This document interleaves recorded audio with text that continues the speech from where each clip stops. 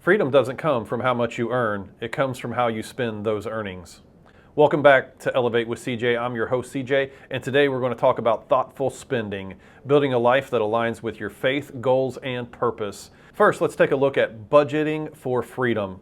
A budget isn't a cage, it's a map. It shows you where your money is going and how you are spending it. Most people see budgeting as a restriction, but in reality, it gives you freedom. Freedom to plan, to save, to give, and to rest.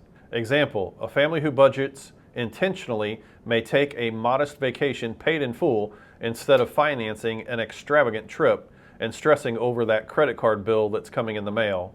Another example, a young adult who knows exactly how much they can spend on eating out avoids overdraft fees or credit card obligations. Second, let's set some goals.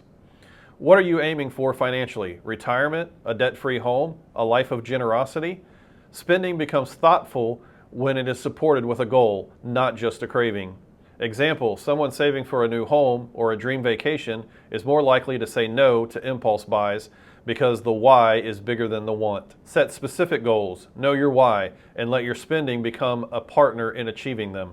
Third, let simplicity be your joy. Thoughtful spending is about more than cutting back. It's about choosing joy in simplicity. Example, buying quality over quantity or choosing time with family over more stuff. Another example, downsizing your home or car to free up money for giving or experiences that actually matter to you. Unfortunately, in my life as a pastor, I've been around many people that were on the edge of dying. One thing I noticed from those people that were still able to communicate in those last days and those last hours is this.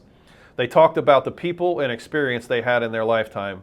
I never heard them talk about their bank account, their cars. It was always about experiences.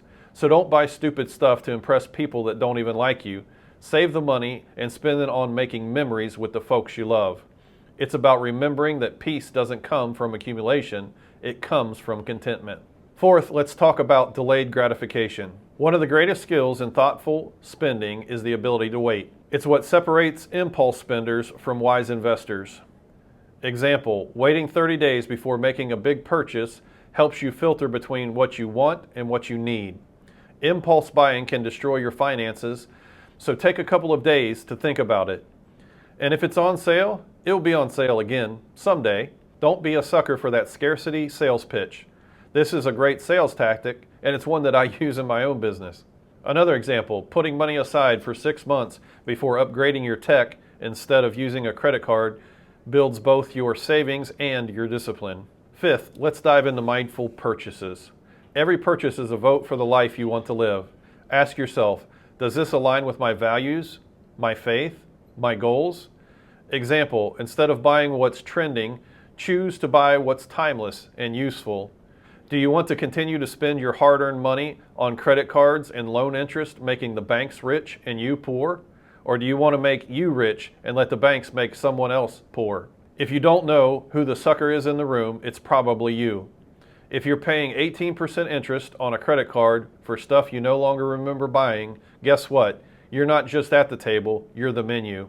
It's time to stop playing their game, start building real financial security for you, not for the bank. If you're ready to master your money with purpose, subscribe and check out the resources at elevatewithcj.com. Let's elevate together. Elevate with CJ.